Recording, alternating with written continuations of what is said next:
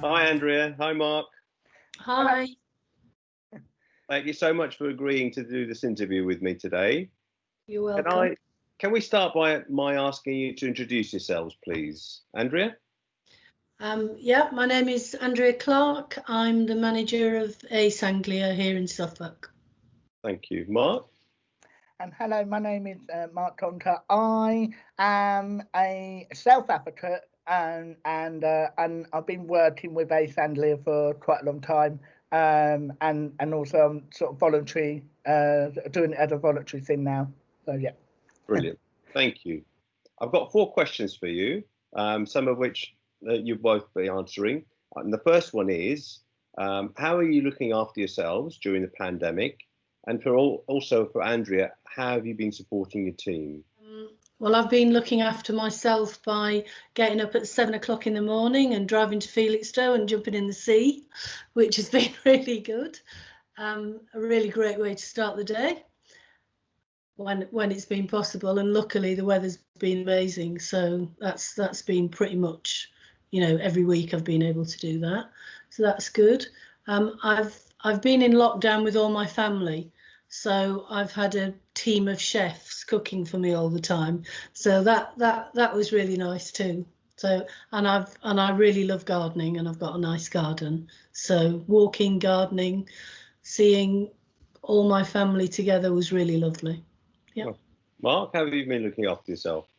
Yeah, so before lockdown, everything obviously was a bit. I'm going to use the word scramble for the sake of it, because everything was like we didn't know what was going to happen. I was coming back from London, and my support worker said, "Oh yeah, I'll come and see you in the next week," because obviously I came back from a high risk area at the time.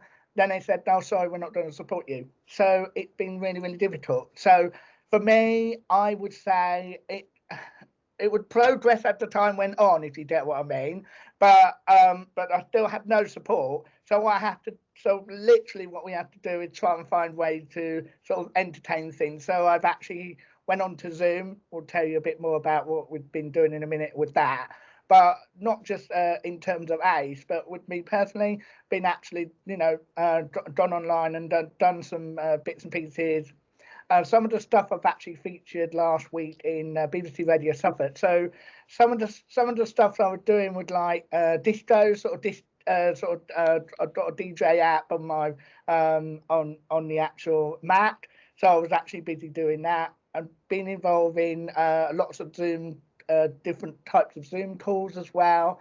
And things like that, really. And I could go on, but I'm not going to. I'm glad you've been looking after yourself as far as you can, but and it's sad to hear that you found yourself without a service in the early days, which you'll cover later. Thank you. Yeah. Andrew, what about supporting the team? Well, we locked down a week before lockdown. We actually stopped going into the office, and that gave us a little bit of time to kind of get ourselves prepared. We've been meeting weekly. We've had weekly team meetings, and they've gone on throughout the whole time. I've been meeting with the trustees, first of all weekly, and then twice every 2 weeks. So that's made sure that the whole of ACE knows what's happening, which was really, really good.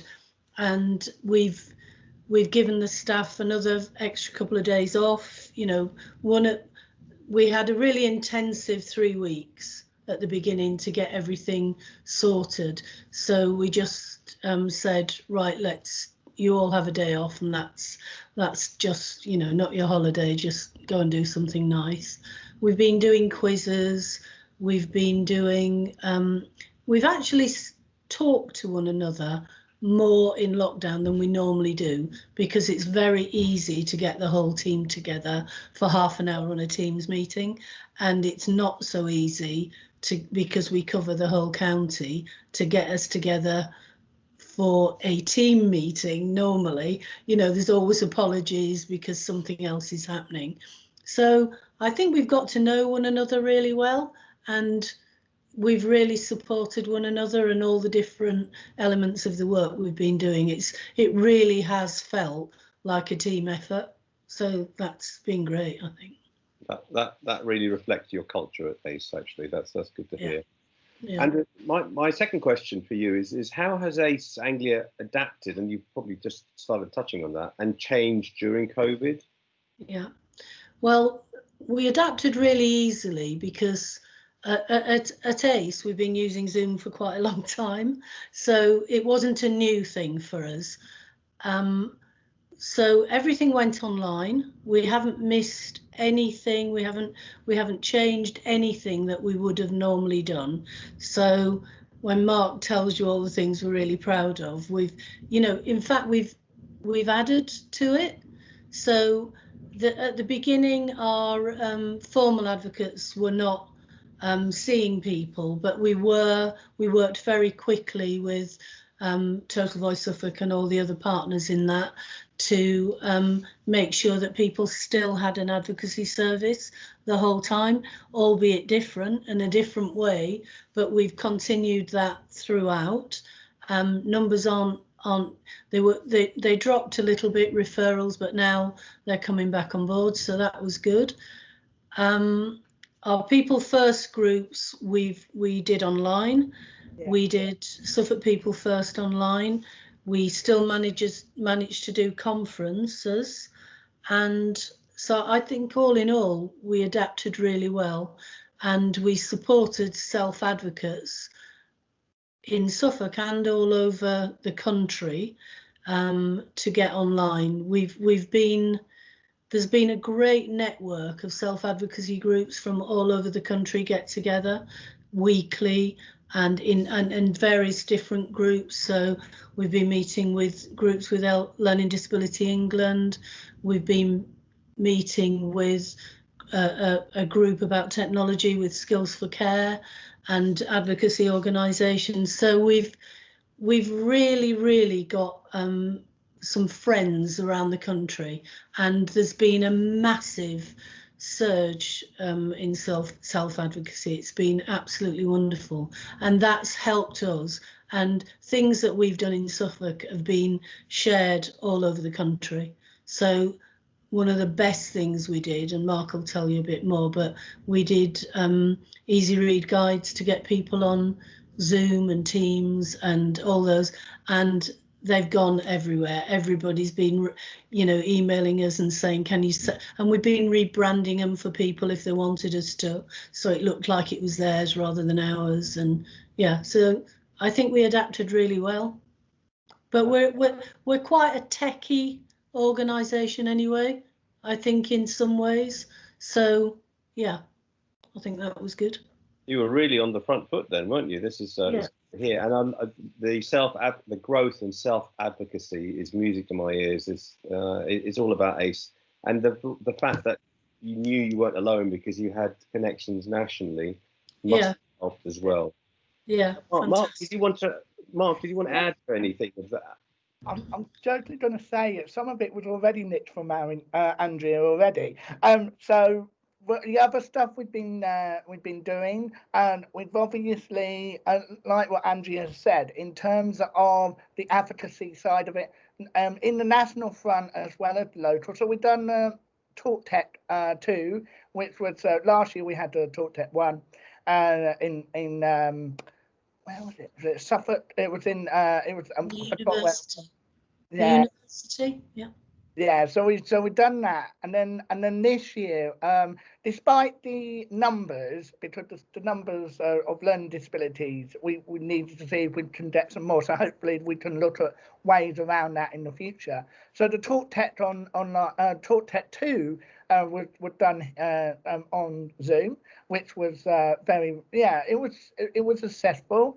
We had we've got lots of different media in the past. So what everybody been doing over COVID. So the meetings what we have on Monday, we also have a meeting on the health meetings on the Wednesday, and that's for, like, mental health. And we've got learning disability nurses and doctors and so on. If you have a look on www.aceanglia.com, In there, we've got a brilliant guide of about how you were wearing masks and stuff like that. We've also been working with the Suffolk Ordinary Live website as well. And you've gone into question 3, Mark, haven't you? You're going into question 3. You're going through.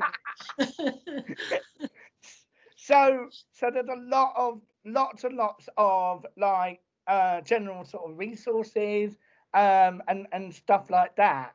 And so so that's what we've been doing. It's like what Andrew said about the talk about the getting people online. It is a very struggling time for people. So so we have to try and find a way that it's easier for them to come online. So yeah, it is it's a challenge.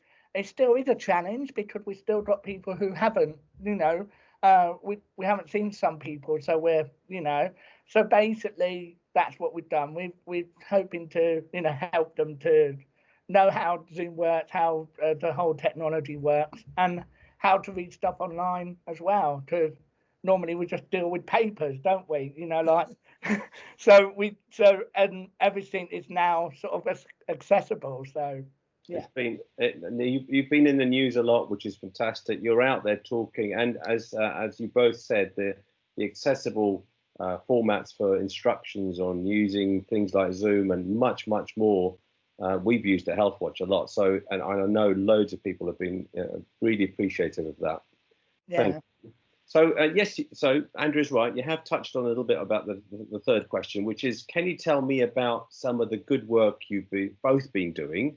Well, we've done loads of videos, we've done loads of interviews like this, but we put a different twist on it. So we had self-advocates doing the interviewing and interviewing professionals. So we started with Pete Devlin, we interviewed him, and then we've interviewed therapists and we've interviewed social workers, all sorts of different people so that self-advocates could ask them what COVID's been like for them, because it isn't just about one group of people. I've been really pleased about the way that Suffolk's come together. So we've been having the weekly vulnerable adults meetings, which about Andy and all that stuff, the opportunity to talk about what makes us the same rather than what makes us all different, and that was really good. And we've started a shared project with Suffolk Family Carers, Suffolk User Forum, to look at the kind of technology poverty, really, the digital poverty stuff. And we've come up with a scheme that so that we think would work for people. And we've sent Kirsten sent out a press release about that. So we were really pleased about that, because it isn't just people with learning disabilities, it was everybody that all of a sudden didn't have the equipment, didn't have the things, and they were isolated more because of that. So I'm really proud of the stuff we've done. Like Mark said, it has been hard. It has been hard to speak to people and teach them on a phone or online, and Chewy and Daisy have been amazing doing that. They've got so many people online, it's been amazing. So we've done 52 videos, so that's quite a bit of a thing. I'm just looking at my reminder here. Yeah. So basically, we've done about that many videos. So some of the videos that, and some of the pictures that we shared. So we've done an online gallery to start off with. So basically, with that, you've actually, like, everybody on a Wednesday, for example, it was posted on a Wednesday, but everybody can actually send then anything they want to send to us. And whether it's music, because for example, I'm a musician, or whether it's something to do with pictures or art or photos that people have been taking, out and about sort of stuff. So because now obviously can now a bit more, because obviously there's a lot more stuff going off now. But previously it was, yeah, again, it was very difficult to think of it. So people have been actually like doing some form of art stuff. So they posted it, they'd have to snapshot it. Some people might have to have help with that, and then actually, you know, put it, you know, give it to Chewy and Daisy to actually put on social media.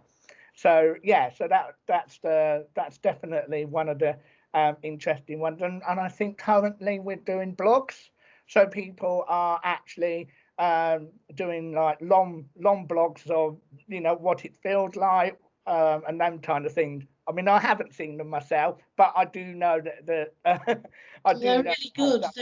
They're really brilliant. People take over the blog for a week, and then they do it in photographs, and they just photograph their week of what they've done and stuff like that. So they're really brilliant. I'm really proud of the stuff we've done on the Ordinary Lives website. I just think it's getting better and better every day. It's you know, we've now got some public health pages, a page on there for public health. We've developed all developed during COVID. We've developed a page for families and carers on there as well.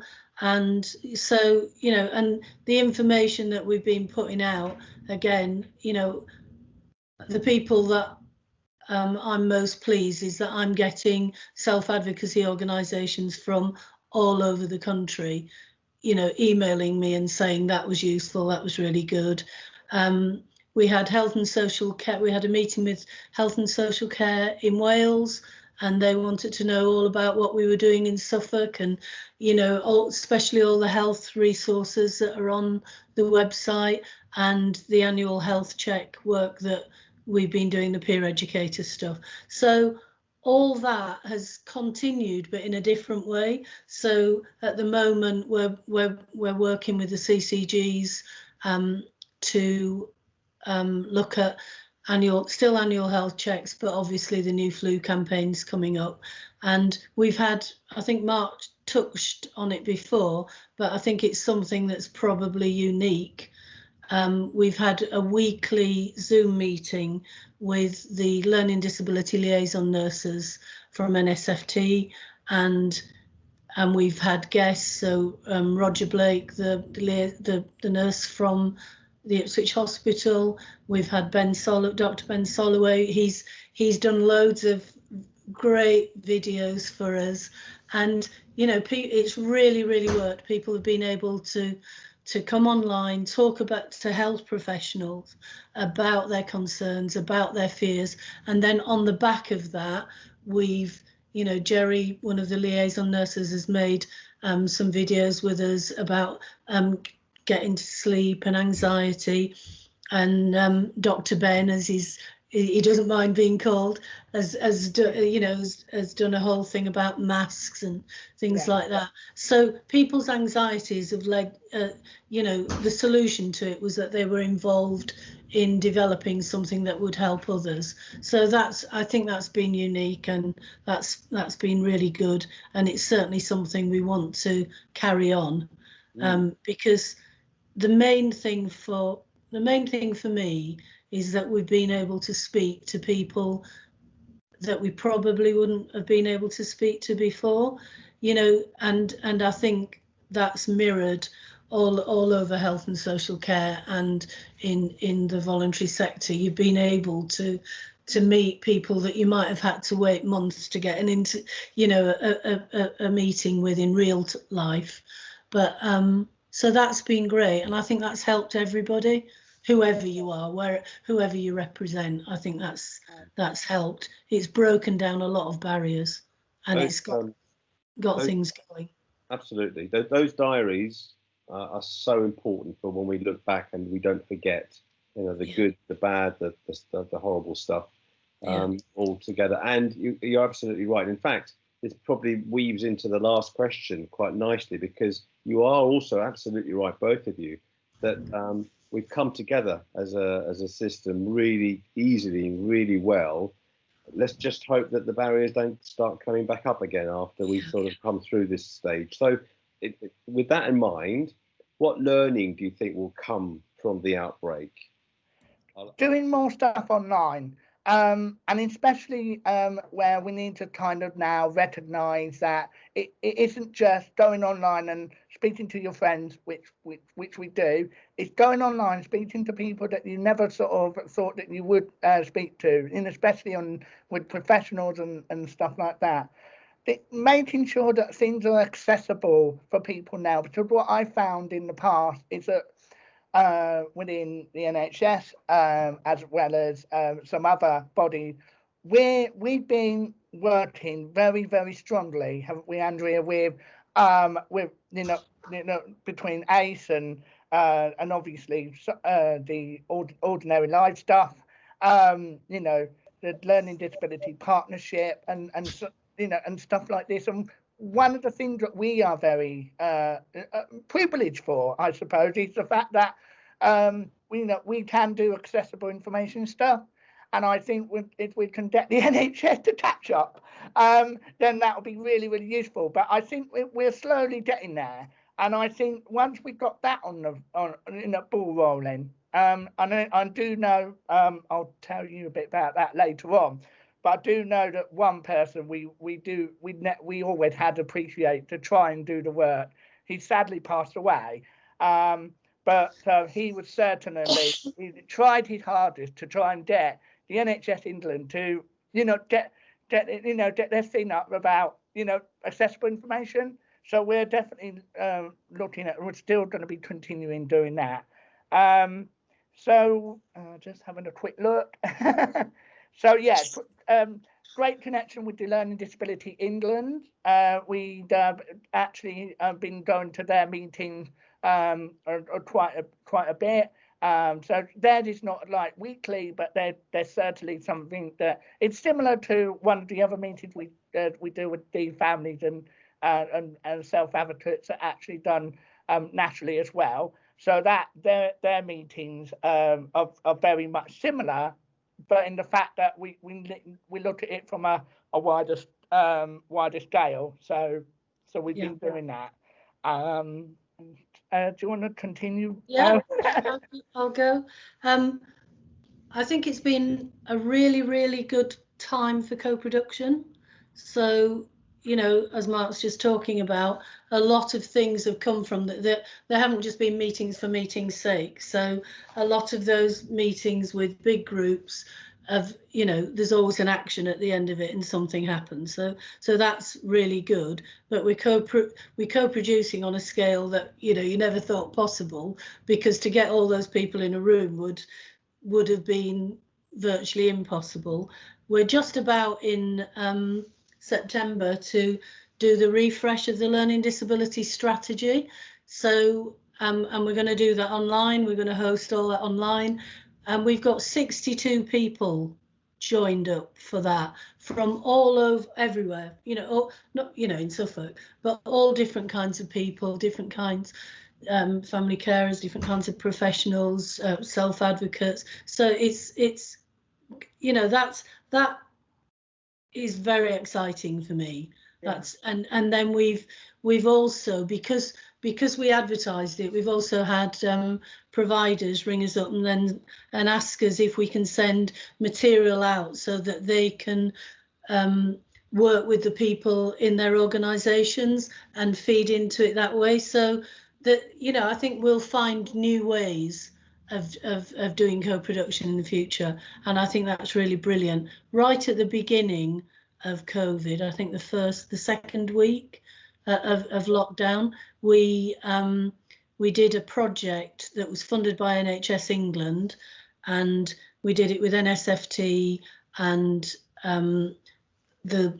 ACE, and Max did it as Thinklusive, and we produced a set of resources which are on the website called Work Ready. So it was about getting people into work for the NHS. So it was all, and we did that in I think 2.5 weeks. So all the material you see on that was done online with online meetings. We didn't meet, we reviewed it all on Basecamp. We did all the things we did, and it was amazing, you know, including letting self-advocates look, you know, be included in all those conversations. So I think things like that for the future are very exciting. But I think we've also got to do a bit of campaigning, and we've got to do campaigning to make people, because it's the digital world is another inequality for people with learning disabilities. So we've really got to do some campaigning about that, I think. You're both glass half full kind of people. You see the positive side of things, but you're also realistic, and you're right to say that, you know, we're not taking our eyes off this. Can we finish with you both reflecting on Carl? Mark, you've made a reference to Carl. And yeah, I did. Sorry. on that, because I'd like to hear your last thoughts. So Carl has been was a friend of mine. Funny enough, when the strategy started to appear, now I don't know how that happened, what happened, but it was that actually was the case. So I met Carl, I don't know which way round it was, but it was funny because I had a couple of projects. So we had the learning disability strategy going off, and then at the same time I was involved with IO Radio. So that's based in Ipswich, and it's mostly online. And so I met Carl in two of them areas. And when I saw him, whether it was from, when I saw him on in the learning disability strategy stuff, he said, "Oh, where did I see you from?" Because we just met each other from, or, you know, IO Radio or whatever. So he's very, very, he's like me in a way. He's really, really like, you know, chatty and stuff. So when we got to know Carl and actually knew what his, you know, what his issues were, he was very, very successful. So he had a heart condition, but actually he really wanted to keep things going. And one of the things that I think I really like where Carl comes in, he not just you know, he's very, very unique in the way that he, you know, he sort of bring people, you know, trying to bring people together and say, look, this is what we're doing, this is how we're going to do it, so on and so forth. So he was really, really really good. He's a funny guy. When we found out about Carl, you know, going through a difficult patch, I suppose, because there have been a lot of times when he did. We were just we were trying to push it along, see if he can cope with a lot of elements, and then it went. Then he went on to doing. Because one of his strategy stuff was, I think it was about looking for work, wasn't it, Andrea? So he was doing that, and then all of a sudden he had this. I don't know how that came about. Andrea can fill me in on this, but he's got this job at the NHS, and I was like, wow, amazing. And I think that his job, unfortunately, we couldn't say a lot. He couldn't say a lot. He's very, very discreet, because the way that the NHS England are trying to, you know, get Carl to do, it's like, I don't know what he did, unfortunately, in that way. I don't know how he did it. We went into, when the lockdown happened, me and Carl and my girlfriend Melissa were in contact with Carl quite a bit. We invited him to some of the stuff that I've been doing personally, like the discos thing and whatever. And he just couldn't say much. It was very much a confidential situation. So when I found out about, so last year, about 3 times last year, I met Carl when he was doing his bucket list. That's a word. So he'd been doing bucket lists and stuff. So me and Melissa went to 3 different things. We went on the London Eye. He did his DJ thing. Now I can't remember the third one we did, but we met up with him, and we knew that he might pass away. We just never knew when. So and then he was feeling a bit better, a lot better, in fact. He went back to work part-time, I think, at NHS England, and then he did so well, and then he just passed away. He touched hearts, didn't he? That's what he did. He did, yeah. And his world grew, and it was a joy to see his world grow, because as soon as you start coming out of a land that is services and you go into other places and have other experiences, it's it's really amazing. We did he did a lot of work with Max and Anya. They're still friends. They were still friends with him, and he did a lot of work in Make and Create. He did lots of projects as well. He was a really talented artist as well, as musician. He was, he had so many sides that he discovered. He blossomed. Everything came out, and it was really, really wonderful. But also his confidence grew, and that was really, really great to witness, I think, wasn't it? Yeah, and there aren't many people that were as cheeky as him as well, were there? No, exactly. No, he loved the Carl show.